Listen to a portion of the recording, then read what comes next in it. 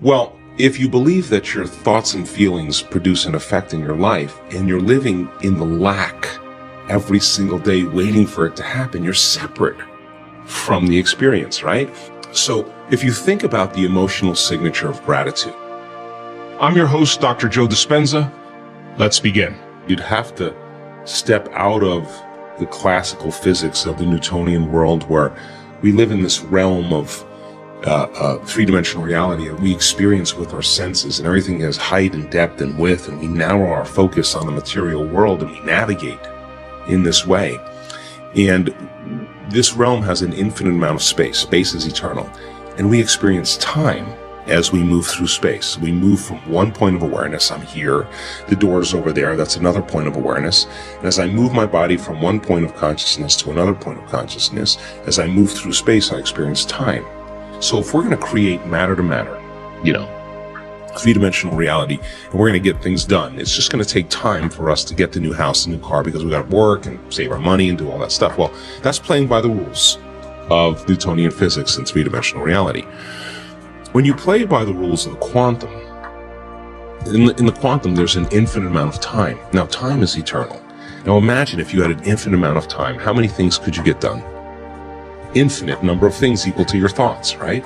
That's the quantum. So the quantum is time is eternal, and there's all possibilities exist in the present moment in the quantum. So in three-dimensional reality, Newtonian physics, it's about the predictable.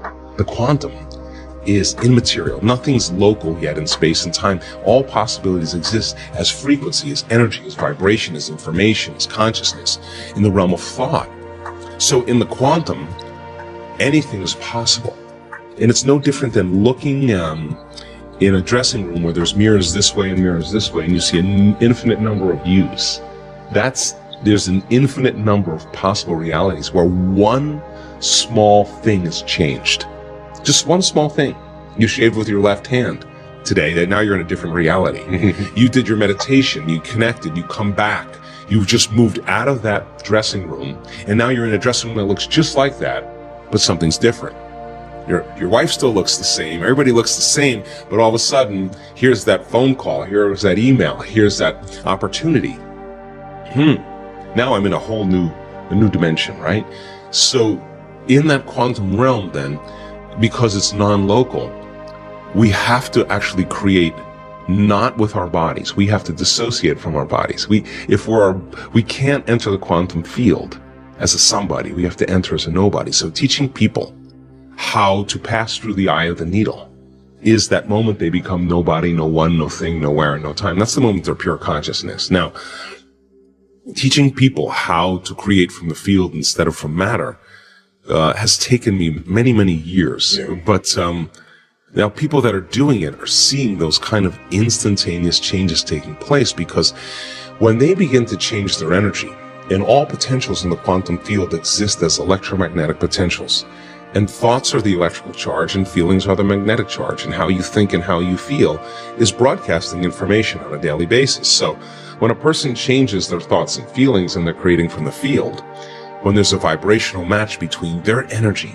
and that potential in the quantum field, and they're creating connected to the source, and that source energy is actually connecting everything material, they no longer have to go anywhere and get it. In fact, now they're actually going to collapse time and space, or the experiences can be drawn to them. Now they're the magnet. That's when they start drawing experiences to them. Now they're not going anywhere to get them.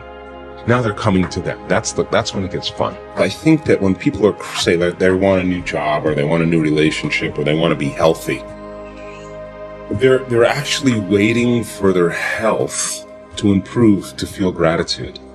They're waiting for their new relationship to feel joy and gratitude and thankfulness. They're waiting for the new career to happen. And once it happens, then they celebrate and feel gratitude.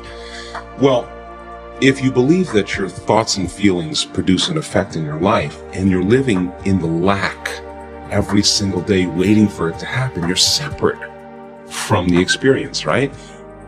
So if you think about the emotional signature of gratitude, when you are receiving something that you like, that's pleasurable, you've just gotten or received something that is pleasurable, something just happened to you or something's happening to you that you like, you say thank you, you feel gratitude.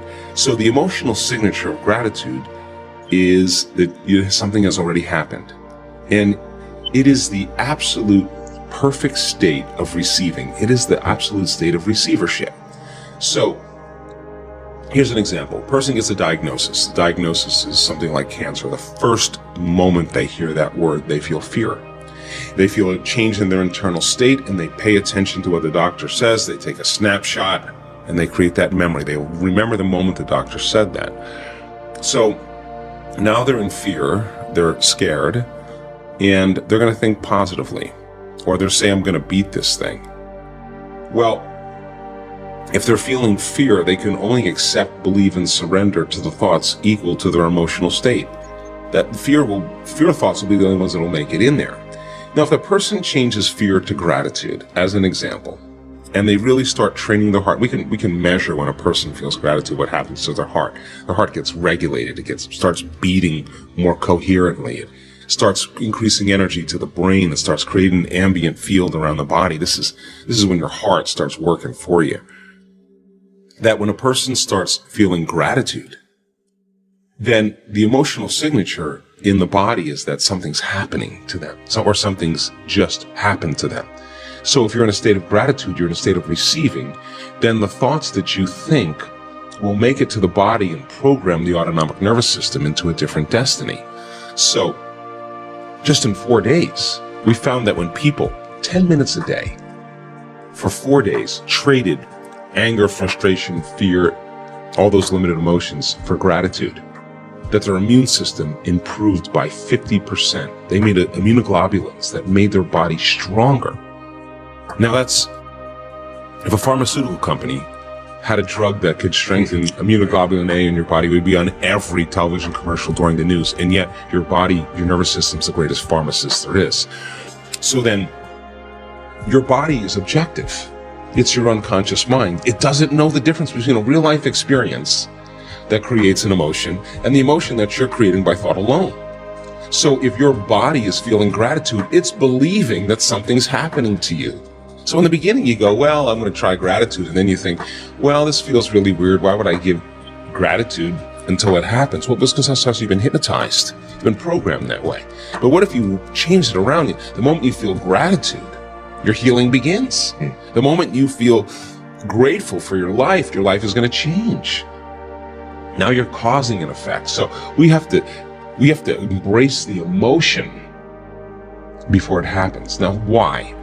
Well, let's just say you just did a great meditation and your heart is blown wide open and you feel grateful for life. Or you're connected to the emotions of your new career, your new job, your new life. If you're feeling the feeling that your new life has already happened, you wouldn't be looking for it any longer.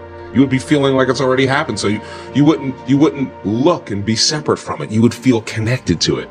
And then if you lost it and you started feeling angry because of traffic, I'd say, oh my God, you're back to the unconscious program again of allowing something outside of you to control your feelings and thoughts. You're back to that victimization program. So then when you start playing this game and you catch yourself and you self-correct and you get back into gratitude and feeling it, then your body is no longer preoccupied with when it's going to happen and where it's going to happen. If you feel it, it feels like it's already happened. So that's the moment you're no longer separate from it. That's the moment you start drawing or magnetizing experiences to you.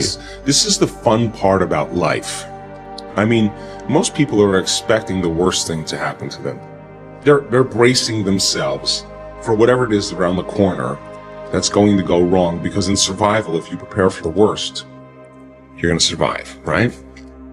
But if we're creating something new and unknown, creating a new thing in your life, it can't come in a way that you can predict or expect, because if you can predict it or expect it, it's the known. So then the moment you start trying to figure out how it's going to happen or when it's going to happen, you got in the way. The universe just backs off and says, oh, hey, Sean wants to do it, go ahead.